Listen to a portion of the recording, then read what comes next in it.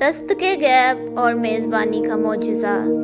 لوگ کہتے ہیں کہ پیٹ بھرنے کے لیے روٹی چاہیے، مگر اہل بصرہ جانتے ہیں کہ دسترخوان روٹی سے نہیں، نیت کے نور سے بھرتا ہے۔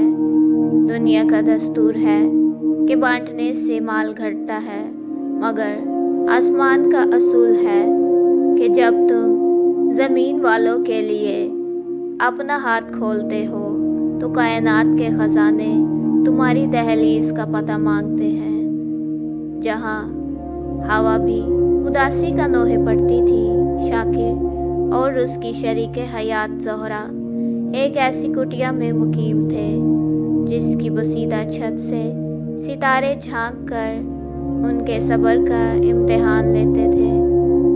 غربت نے ان کے چہروں پر وقت سے پہلے جھریاں تو سجا دی تھیں، مگر ان کی پیشانیوں پر سجدوں کا وہ نور تھا جسے دنیا کی کوئی بھی تنگی مان نہیں کر سکتی تھی۔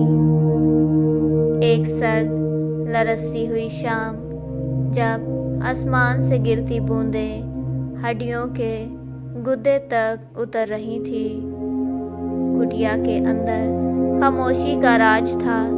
زہرا نے ہنڈیا میں صرف پانی اور چند کنکریاں ڈال دی تاکہ پڑوسیوں کو لگے کہ کھانا پک رہا ہے، حالانکہ حقیقت میں گھر کی دیواریں فاقے کی گواہ تھیں۔ بھوک کی شدت سے جب شاکر کی ہمت جواب دینے لگی تو اچانک لکڑی کے تڑکتے ہوئے دروازے پر ایک بھاری دستک ہوئی۔ کوئی ہے؟ میں ایک مسافر ہوں، بھوکا ہوں، راستہ بھٹک گیا ہوں اور میرا وجود اس سردی کی تاب نہیں لا پا رہا۔ شاکر کا دل بیٹھ گیا۔ گھر میں کل جمع پونجی صرف 2 سوکھی کھجوریں اور ایک پیالہ دودھ تھا جو اس نے بڑی مشکل سے زہرا کے لیے بچا رکھا تھا۔ اس نے زہرا کی طرف دیکھا جس کی آنکھوں میں گہرے حلقے تھے، مگر ان میں ایک عجیب سا اطمینان تھا۔ زہرا نے شوہر کا ہاتھ تھاما اور دھیمی آواز میں کہا، شاکر، یہ دستک مسافر کی نہیں، ہمارے توکل کی آزمائش ہے۔ یاد رکھیے، مہمان اپنا رزق اپنے مقدر کے ساتھ لاتا ہے، ہم تو صرف اس کرم کو تقسیم کرنے کا ایک وسیلہ ہیں۔ اگر ہم بھوکے سوئے تو یہ جسم کی پکار ہوگی، لیکن اگر اللہ کا مہمان محروم لوٹ گیا تو یہ روح کی موت ہوگی۔ دروازہ کھلا۔ ایک نحیف و نزار بوڑھا شخص جس کا سفید لبادہ سفر کی دھول سے اٹا ہوا تھا اندر داخل ہوا۔ شاکر نے اسے اپنی واحد پھٹی ہوئی چٹائی پر بٹھایا۔ زہرا نے کمال دانش مندی سے چراغ کی لو کم کی اور پھر اسے پھونک مار کر بجھا دیا۔ معذرت مسافر بھائی، ہوا کے بے رحم جھونکے نے چراغ گل کر دیا اور اب ماچس کی آخری تیلی بھی ختم ہو چکی ہے۔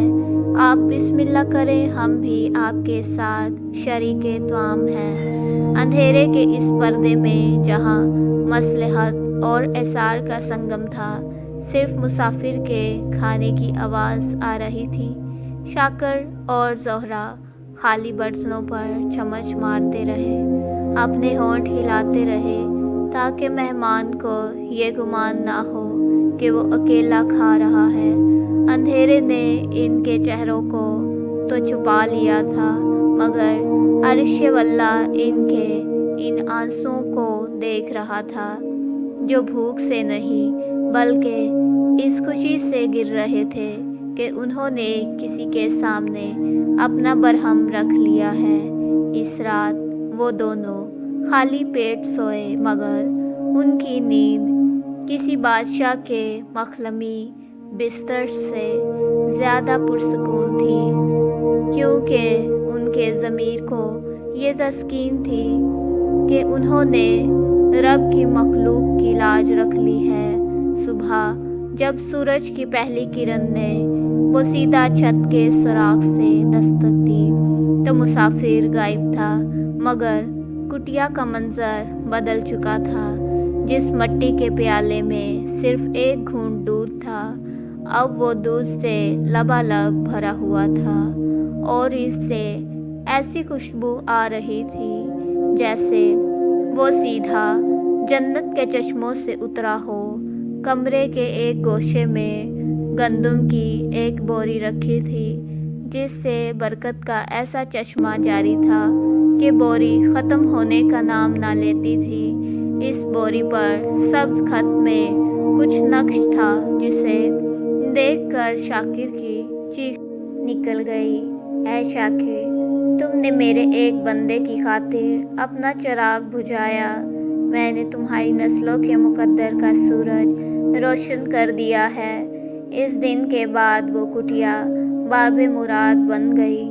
جب بھی کوئی مسافر وہاں سے گزرتا، شاکر اسے سیر ہو کر کھلاتا۔ لوگوں نے حیرت سے پوچھا، شاکر، وہ کون سا وظیفہ ہے جس نے تمہاری تقدیر بدل دی؟ شاکر نے لرزتی آواز میں جواب دیا، خزانہ محنت میں نہیں، نیت میں چھپا ہے۔ یاد رکھیں، رزق کا ذمہ دار وہ نہیں جو زمین پر دوڑتا ہے، بلکہ وہ ہے جو آسمانوں سے ہر ذرے کی جنبش پر نظر کرتا ہے۔